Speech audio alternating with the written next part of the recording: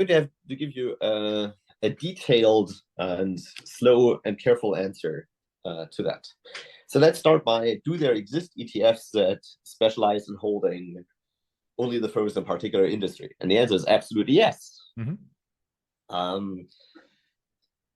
you want to have fun, right? I mentioned airlines a bunch. The reason that I mentioned airlines is because that was the paper, our paper in which we showed a lessening of competition due to common ownership.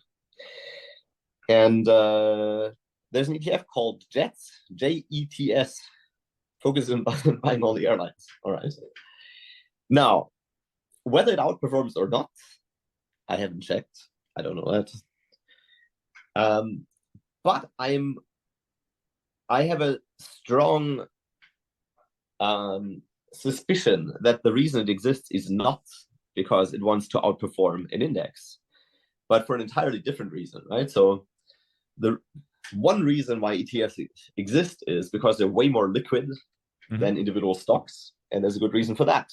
Suppose I'm a hedge fund, and I think Delta Airlines is going to outperform the rest of the airline sector in the next month. But I do not have a view on whether the airline sector overall is overvalued or not. Okay, what I should do in that case is to hedge out the airline industry performance, which would mean I take a long position in Delta, but I short sell the entire industry, right?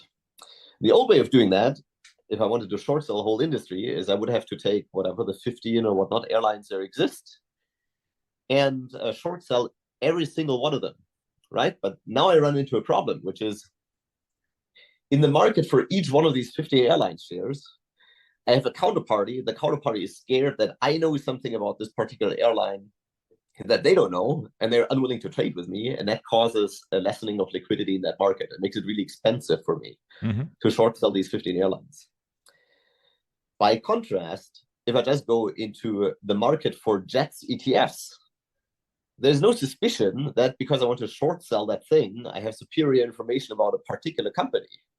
Because the whole point is I'm not trading in a particular company. So this asymmetric information problem in trading goes away, which is a reason why it's way more liquid.